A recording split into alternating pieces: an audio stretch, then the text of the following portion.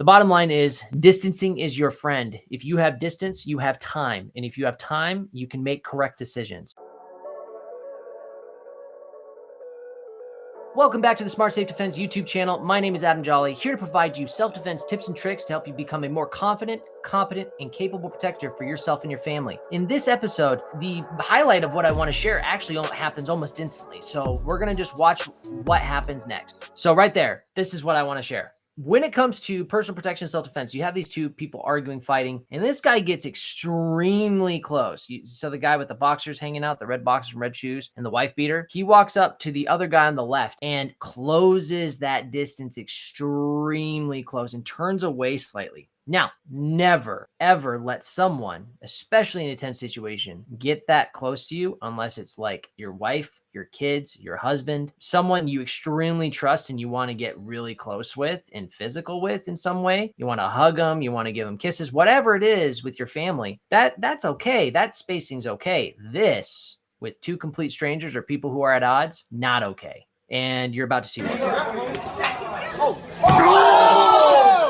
In self-defense, we call that kind of tactic a sucker punch or a sneak attack. And in competition, you have ding, ding, ding, the bell goes or whatever it is. And then you have your hands up and you start moving around and you start wanting to compete. That's what combat sports does, whether it be boxing, jiu-jitsu, wrestling, doesn't matter what it is. You're doing the competition now. But on the street, it's the opposite of competition. So you don't want someone to close that distance on you for sure in either way, shape, or form. But the fact that he allowed that person to get that close and it's not a competition makes it very easy for that person who just closed the distance, either one of them really, to throw a punch. He had turned slightly. He could have pulled out a knife and stabbed him. He could have pulled out a gun and shot him. He could have just straight do what he did, which was throw a freaking body slam on this guy. Notice that he look how quickly he walks up. And the other guy's got his hands down like knife. What you should be doing in this moment is if someone's closing that distance, you back up and you have your arms out. Okay. So if I turn to the side, it'd be like, whoa, bro. Like, hey, okay. I mean, you have your hands out and you are trying to maintain that distance. You back up. If you have to move away, back up. If that person continues to close the distance on you, that means they want to fight. And that can actually get into what we call, a first strike type scenario where you could actually technically hit first if you had no other choice and you had no other means of escape. This kid, either one of those kids could have walked away and tried to get away at any point, but they didn't. So the fact is that this guy closes the distance.